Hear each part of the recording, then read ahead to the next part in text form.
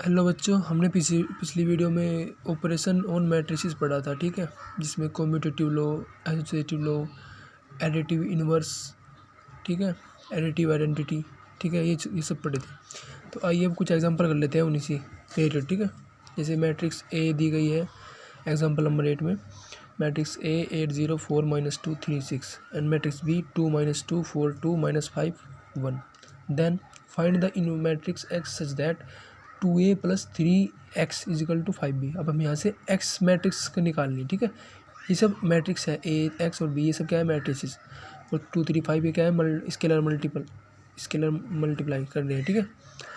अब देखिए हम x कैसे निकालेंगे। यहाँ से हम यूजिंग द आइडेंटिटी, अब तक जो हमने आइडेंटिटी पढ़ी है, सबसे पहले क्या करेंगे, subtracting 2a on both sides. 2a एक मैट्रिक्स है, देखिए मैट्रिक्स ए क्या है, मैट्रिक्स, और जब 2 की मल्टीप्लाई करेंगे किसी मैट्रिक्स में, जब किसी स्केलर की मल्टीप्लाई करते हैं तो वो भी एक मैट्रिक्स बन जाती है। तो 2a मैट्रिक्स क्या करेंगे, दोनों तरफ से सब्ट्रैक्ट कर देंगे। 2a + 3x - 2a = 5b - 2a, ठीक है। अब क्या कर सकते हैं, 2a ऐसे लिख सकते हैं, 2a + 3x = 5b। अब 5b देखो कैसे आएगा, 5b बी को लिख देते हैं, बी मैट्रिक्स हमारे पास क्या है, 2 - 2 4 2 -5 1, ठीक है। -2 ए मैट्रिक्स क्या है, 8 0 4 -2 3 6। देखिए अब यहाँ पे मैंने क्या किया है, ये -2a इधर ले गया हूँ, ठीक है, 2a - 2a। तो ये यूजिंग लिख देता हूँ, using the commutative law of matrixes, commutative law of matrices, ठीक है। तो ये आएगा नल मैट्रिक्स। कभी अभी मैं हमेशा ध्यान रखना, अगर तुम ऐसे सेम मैट्रिक्स से वही मैट्रिक्स घटाओगे तो हमेशा जीरो नहीं मिलेगा, जीरो नहीं लिखना है।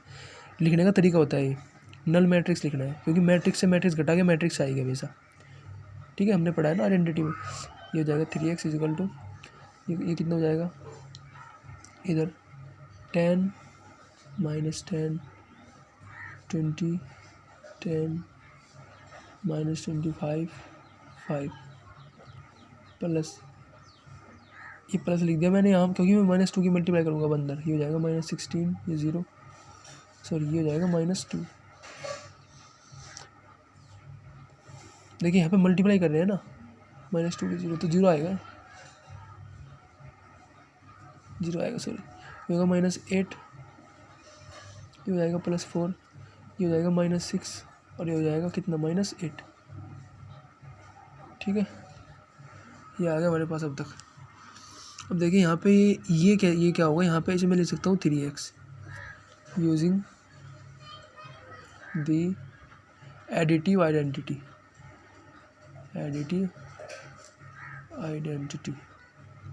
हमारे पास एडिटिव आइडेंटिटी क्या होती है, अगर किसी मैट्रिक्स में हम लोग मैट्रिक्स जोड़ते हैं तो वही हमें मैट्रिक्स मिल जाती है सेम, कोई फ़र्क नहीं पड़ता इसे।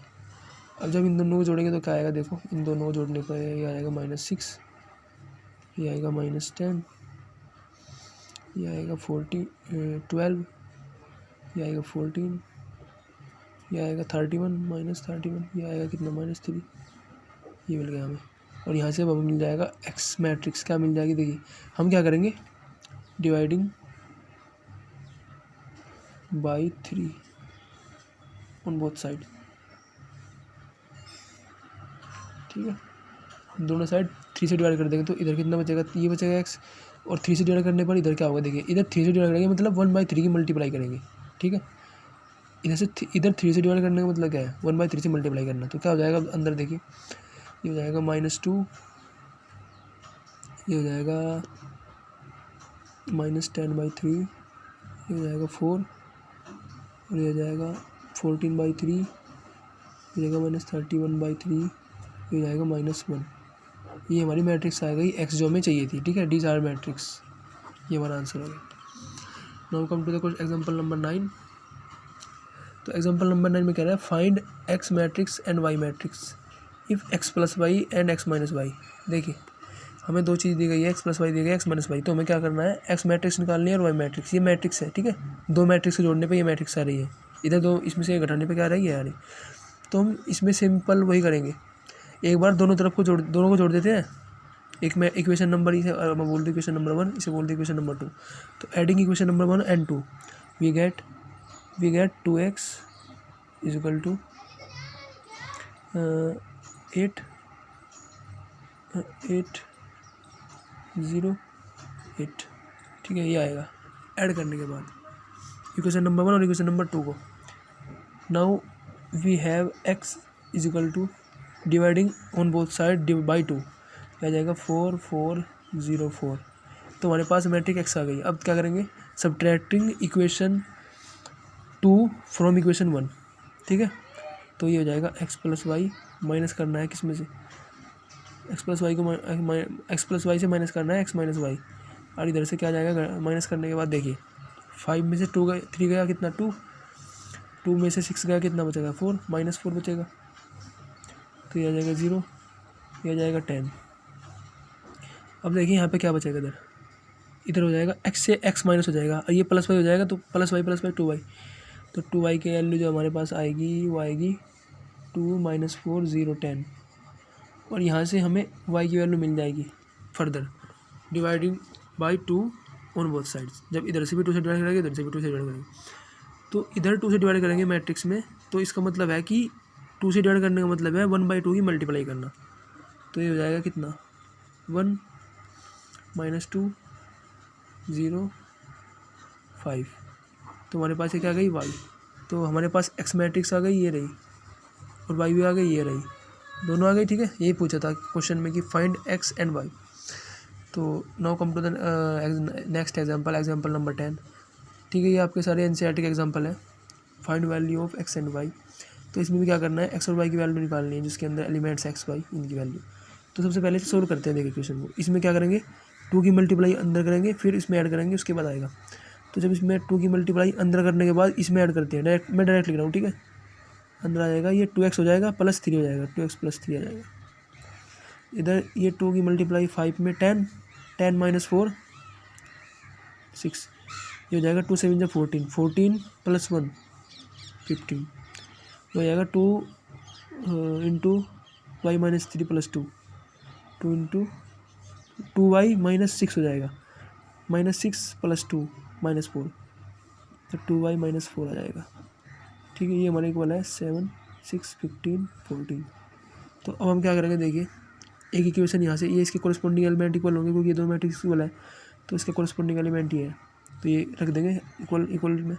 हो जाएगा 2x + 3 = कितना 7, देखिए 2x + 3 7, और ये हो जाएगा 2y - 4 = 14। तो यहाँ से x की वैल्यू क्या आएगी, देखिए हो जाएगा 4/2, तो x = 2 आ जाएगा। यहाँ से y की वैल्यू कितना आएगी, हो जाएगा 18/2, तो यहाँ से y की वैल्यू कितना आएगी 9। तो हमें x की वैल्यू 2 मिल गई, y की वैल्यू 9 मिल गई, ये हमारे क्या है आंसर है, ठीक है। ये हमारा आंसर था।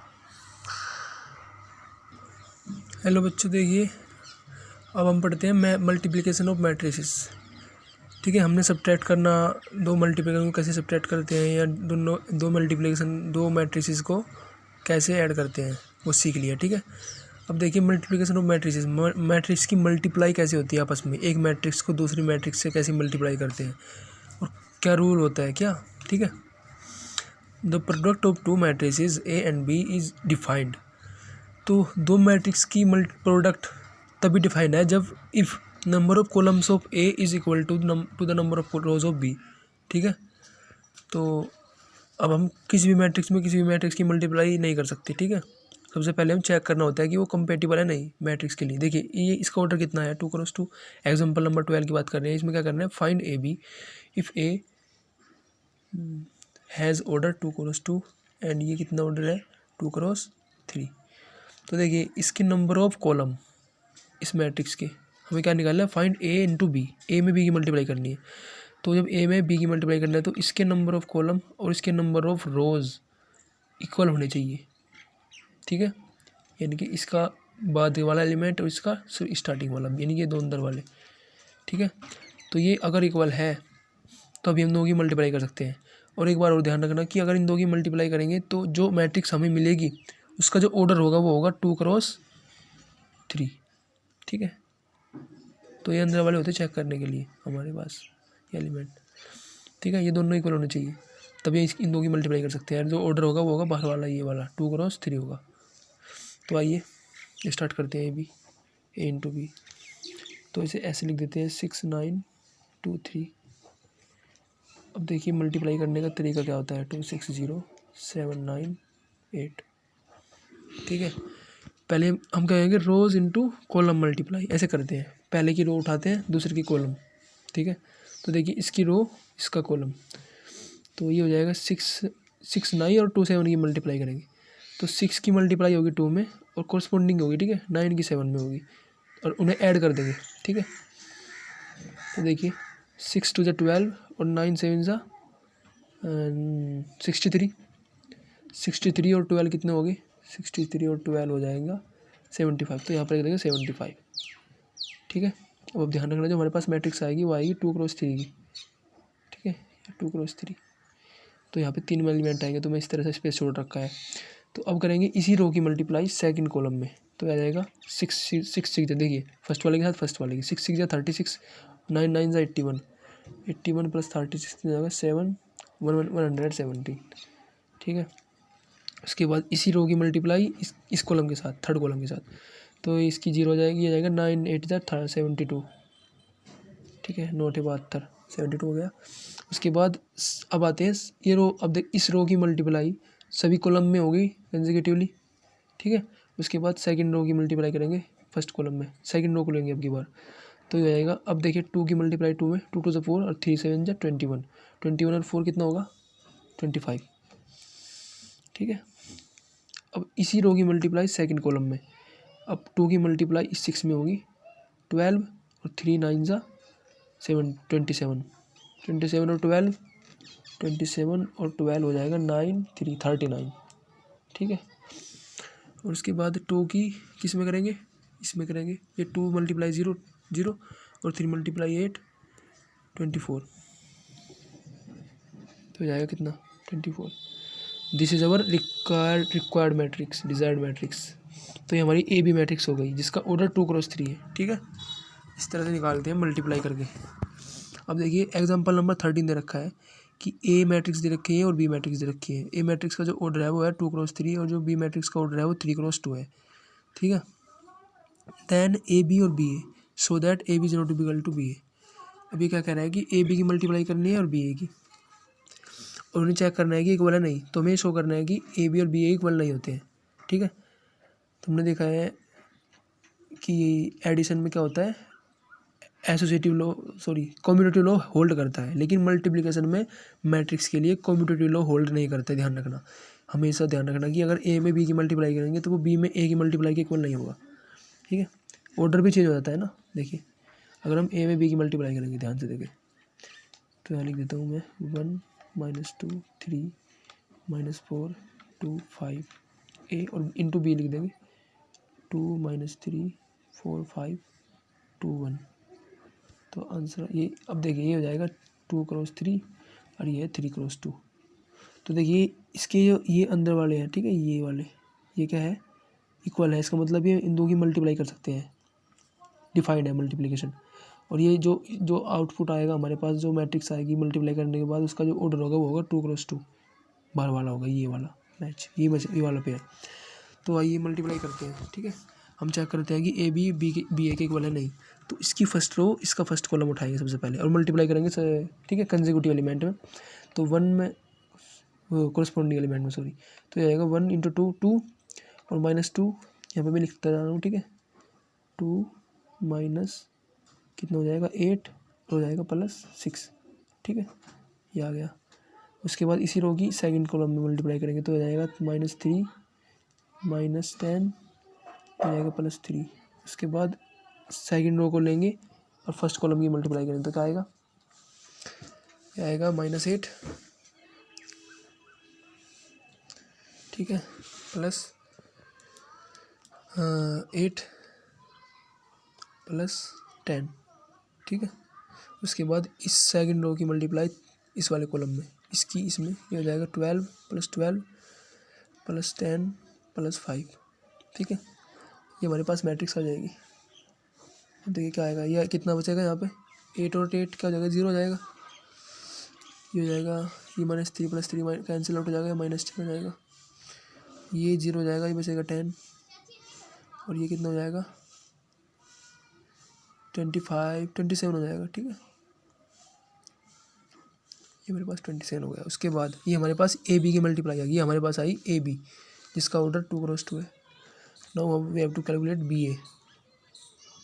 अब बी ए देख लो, बी ए तो पहले लिखता हूँ 2 3 4 5 2 1। ठीक है, और ए हमारे पास क्या है 1 - 2 3 4 - 4 है, दैट इज़ 2 एंड देन 5। तो जब इन दो की मल्टीप्लाई करेंगे तो क्या मिलेगा, देखिए इसका जो ऑर्डर है वो है 3x2 और इसका जो ऑर्डर है वो 2x3। देखिए अंदर वाले जो है ये 2x2 यानी कि इसके number of column number of rose equal है, और इस तो और ये क्या आएगा हमारे पास ऑर्डर आएगा, हमारे पास जो मल्टीप्लाई करने के बाद हमारे पास मैट्रिक्स आएगी, उसका जो ऑर्डर होगा वो होगा 3x3। ठीक है, ये 3 लिखा है। ठीक है, आइए मल्टीप्लाई करते हैं, इसका रो लेते हैं इसकी कॉलम, तो ये आ जाएगा कितना 2 1 × 2। थोड़ा मैं ऐसे कर देता हूँ, ठीक है, इसे बढ़ा देता हूँ, ये आ जाएगा 2, ये आ जाएगा -8। उसके बाद अब इसकी सेकंड कॉलम -4 + 6, थर्ड कॉलम इसका इसमें हो जाएगा 6 + 15। ठीक है, मैं मल्टीप्लाई कर रहा हूँ, तुम देख लेना बाद में। हो जाएगा 4 - 20, हो जाएगा -8 + 10, ये हो जाएगा 12 + 25। ठीक है, आगे हो जाएगा कितना 2 - 4, ये हो जाएगा -4 + 2, ये हो जाएगा 6 + 5। हमारे पास ये आएगा। ठीक है, और जब इसे कैलकुलेट करेंगे देखिए यहाँ पे क्या आएगा -6। ये तो एक अलग से ही दिख रहा है कि अगर इसका ऑर्डर 2x2 है और इसका ऑर्डर 3x3 है तो इक्वल ही नहीं हो सकती। ठीक है, तो इस तरह से हम शो कर सकते हैं ऑर्डर इक्वल आ गया मैट्रिक्स का, तो मैट्रिक्स कैसे इक्वल हो सकती है। सबसे पहली कंडीशन तो ये होती है ना, अगर दो मैट्रिक्स इक्वल प्रूफ करनी है सबसे पहले ऑर्डर सेम होना चाहिए, फिर उनका कोरस्पॉन्डिंग एलिमेंट इक्वल होना चाहिए। तो अगला एग्जांपल करते हैं, एग्जांपल नंबर 15। इसमें क्या कह रहा है, फाइंड ए बी इफ़ ए = ये दे रखा है 0 - 1 0 2 और बी = 3 5 0 0। तो ए बी फाइंड करना है। देखिए ए बी कैसे फाइंड करेंगे, ए बी तो हो जाएगा 0 - 1 0 2, आगे आ जाएगा कितना 3 5 0 0। तो देखिए इसका ऑर्डर 2x2 है और इसका ऑर्डर भी 2x2। स्क्वायर मैट्रिक्स की आपस में मल्टीप्लाई करते हैं हमेशा, तो वो डिफाइंड होता है प्रोडक्ट्स। ठीक है, अब देखिए इस रो को इस कॉलम के साथ करेंगे तो इसकी इसमें हो जाएगी, इसकी इसमें। ठीक है, जो रो का पहला एलिमेंट होता है वो कॉलम के पहले एलिमेंट के साथ मल्टीप्लाई होता है। ठीक है, ऐसे करते हैं 0, ये भी 0 हो जाएगा +0। उसके बाद इसकी इसमें करेंगे तो 0 और 0 हो जाएगा, फिर उसके बाद इसकी करेंगे तो ये आ जाएगा 0, ये भी 0 हो जाएगा। उसके बाद इसकी इसमें करेंगे तो 0 + 0, ये क्या मिल गया हमारे पास, ये हमारे पास है एक नल मैट्रिक्स। ठीक है, 2x2 ऑर्डर की। ठीक है, हमें ए बी जो मिला है ना, ए बी हमारे पास क्या है, ए बी = एक नल मैट्रिक्स है, ऑर्डर ऑफ 2x2। इसे ऐसे भी ओ से भी रिप्रेजेंट करते हैं। ठीक है, कैपिटल ओ से। तो इस तरह से हमारे एग्जांपल हो गए। ठीक है, आगे अगली वीडियो में डिस्कस करते हैं, आगे क्वेश्चन बचे हैं कुछ तुम्हारे एग्जाम एनसीईआरटी के एग्जांपल। ठीक है, थैंक यू। अगर आपको हमारी वीडियो अच्छी लग रही है, ठीक है, तो please like share and subscribe. Thank you.